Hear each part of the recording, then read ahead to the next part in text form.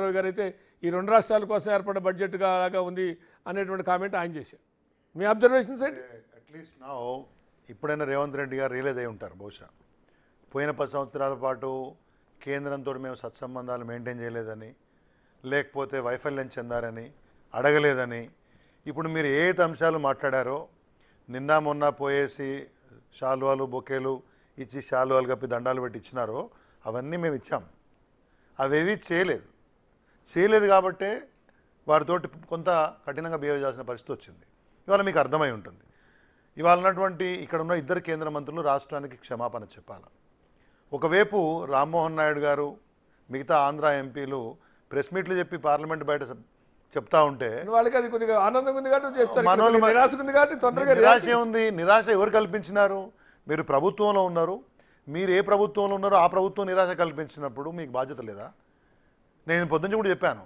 నేను last 2-3 days Telangana రాష్ట్రానికి సంబంధించినటువంటి 2 పార్లమెంట్ పక్షాలు, ఇటు బీజేపీ కానీ కాంగ్రెస్ కానీ, ఒక కేఆర్ సురేష్ రెడ్డి గారు మాట్లాడారు మా తరపున రాజ్యసభ సభ్యుడు, కానీ ఎవరైనా తెలంగాణ రాష్ట్రానికి ఈ బడ్జెట్లో ఫలాన్ని మేము సాధిస్తాం అదనంగా అని ఒక్కటన్న ప్రకటన ఉంటుందేమో చూసా. అది లేదు.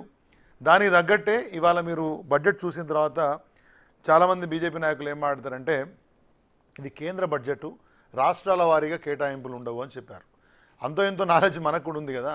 కానీ మరి కేంద్ర బడ్జెట్ అయినప్పుడు శాఖల వారి కేటాయింపులని డాక్టర్ లక్ష్మణ్ గారు చెప్పారు. మరి ఎందుకు బీహార్, ఆంధ్రప్రదేశ్, హిమాచల్ ప్రదేశ్, అస్సాం ఈ రాష్ట్రాల యొక్క ప్రస్తావన ఉన్నదండి? బీహార్ రాష్ట్రానికైతే మెజారిటీ బడ్జెట్ అసలు ఫస్ట్ చూడటమే ఇది బీహార్ బడ్జెటా లేకపోతే కేంద్ర బడ్జెటా అని చెప్పి చాలా సంతోషంగా ఆమె చూడు మీరు మేము ఎట్లా మిమ్మల్ని సంతృష్టిపరుస్తున్నావు చూడన్న టైపులో అప్రూవల్ కోసం చూస్తాం కదా మనం. ఏదైనా ఒక మంచి మాట చెప్పినప్పుడు యజమాని వైపు చూసి మెచ్చుకోలుకొని చూసినట్టు ఇది చూసి చెప్పడం ఏంటంటే 26,000 కోట్ల రూపాయలు హైవేస్కి ఇన్ఫ్రాస్ట్రక్చర్కి ఇస్తామని, బోధు బుద్ధగా ఏదో కారిడార్లు చెప్పారు, టూరిజం కారిడార్లు చెప్పారు, 100 రకాలుగా చెప్పారు వాళ్ళకి. తర్వాత ఆంధ్రప్రదేశ్కి వచ్చే వరకు 15,000 కోట్ల రూపాయలు ఓన్లీ రాజధానికి ఇస్తామని చెప్పారు. మళ్ళీ మిగతా అనేక అంశాలు వాళ్ళకు కూడా చెప్పారు. తర్వాత నేను బాగా బాధపడ్డ అంశం ఏంటంటే ఇక్కడ వ్యక్తుల్లో ఎవరైనా అనాలని కాదు, ఇవాళ కేబినెట్ మంత్రి గారి దగ్గర నుంచి అసలు మనకు స్పందనే లేదు ఇంతవరకు రాలా. ఇక సహాయ మంత్రి గారు ఒకటి చెప్పారు, మనకు సెలవు ఇచ్చారు. ఏం చెప్పారంటే మనందరం నేర్చుకోవాలా ఏంటంటే బెంగళూరు హైదరాబాదు ఇండస్ట్రియల్ కారిడార్ ఉంది కదా 210 కిలోమీటర్లు, మరి ఆయన ఇచ్చిందని చెప్తున్నారు. ఆయన ఇస్తే మాత్రం ఈ విషయం 210 కిలోమీటర్లు మన ప్రాంతం నుంచే పోతుంది కదా, మనకు రావా అంట. ఆయన కొద్ది చదువు, కొద్దిగా విను ప్రాపర్గా. ఆవిడేం చెప్పారంటే మంత్రి గారు 2 industrial corridors Vizag and Chennai, Hyderabad and industrial corridor, అక్కడనేమో ఏదో ఒక కొప్పర్తి ఏదో ఒక ల్యాండ్ ఉంది. ఇక్కడ ఓర్వకల్లు నోడ్ అని ఉంటుంది అనంతపూర్ దగ్గర. అక్కడ 3 ఇండస్ట్రియల్ ఏరియాస్ ఉంటాయి. దాంట్లో ఇన్ఫ్రాస్ట్రక్చర్ ఆడ క్లోజ్ టు 4,750 ఎకర్స్ ఏమో వాళ్ళు అక్రూ చేసినారు, అంటే గ్యాదర్ చేసినారు. అక్కడ ఇన్ఫ్రాస్ట్రక్చర్ దానికోసం ఇప్పుడు వస్తుంటే ఎవరో మిత్రుడు నాది వేరే దగ్గర చర్చ చెప్పాను అనమాట. అన్న అక్కడ అదానిది ఒక ఫెసిలిటీ ఉంది అని చెప్పి కూడా చెప్పారు. నేనేమంటున్నానంటే ఇండస్ట్రియల్ కారిడార్ అన్నది మాత్రాన 210 కిలోమీటర్లు తెలంగాణలో ఉంటే రోడ్డుకి అడ్డుపడి పక్కన కంపెనీలు కడతారనుకుంటున్నారు సంజయ్ గారు. మరి అట్లా లేదు. ప్రతిపక్షాలుగా ఖచ్చితంగా ప్రశ్నిస్తాం. If you are a central minister, if you know better than us, Telangana రాష్ట్రానికి ఈ అంశాల్లో బ్రహ్మాండంగా వచ్చిందనే విషయం మాకంటే మీకు బాగా తెలిస్తే ఒక ప్రెస్ మీట్ పెట్టి ఆ రామ్మోహన్ నాయుడు గారిలాగా చెప్పండి. లేదా రేపో మాపో మేము మళ్ళీ ప్రభుత్వంతో మాట్లాడి కొంత ఈ రైల్వే కోచ్ ఫ్యాక్టరీయో లేకపోతే ఐటీఐఆరో లేకపోతే ఈ అన్ని అంశాలు ఏది ఉన్నాయి కదా పాలమూరు రంగారెడ్డికో దేనికో నేషనల్ స్టేటసో వీటికి ఇప్పిస్తామని చెప్పండి.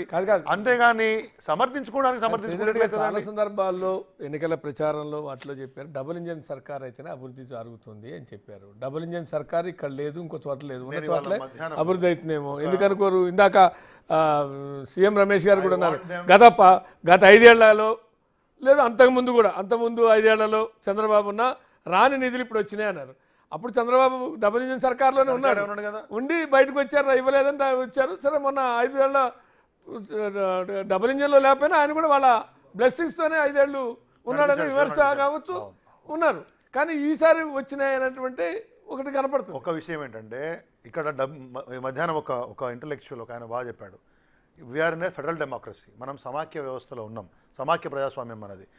ఇక్కడ ఉన్నటువంటి ప్రభుత్వం కూడా ఇంజినే, మీ పార్టీ ప్రభుత్వం ఉంటేనే ఇంజిన్ అన్నట్టు కాదు. సో ఇది డబుల్ ఇంజినే అవుతుంది. అక్కడ ఒక ప్రభుత్వం కేంద్ర ప్రభుత్వం, ఇక్కడ ఒక రాష్ట్ర ప్రభుత్వం, irrespective of the political party which is ruling the state. కాబట్టి రెండింటిని కూడా బ్రాడ్గా ఆలోచించండి, డబుల్ ఇంజిన్ అని అనుకోండి అని చెప్పి. ఇవాళ గుర్తుపెట్టుకోండి, ఆ రోజు ప్రభుత్వంలో ఉన్నటువంటి పరిస్థితి వేరు చంద్రబాబు నాయుడు గారు. ఇవాళ ఈయన సీట్లు లేకపోతే ప్రభుత్వం నడిచే పరిస్థితి లేదు. ఆయన బీహార్ ఆయన కొద్దిగా అంత నారాజు అయితే నడిచే పరిస్థితి లేదు. కాబట్టి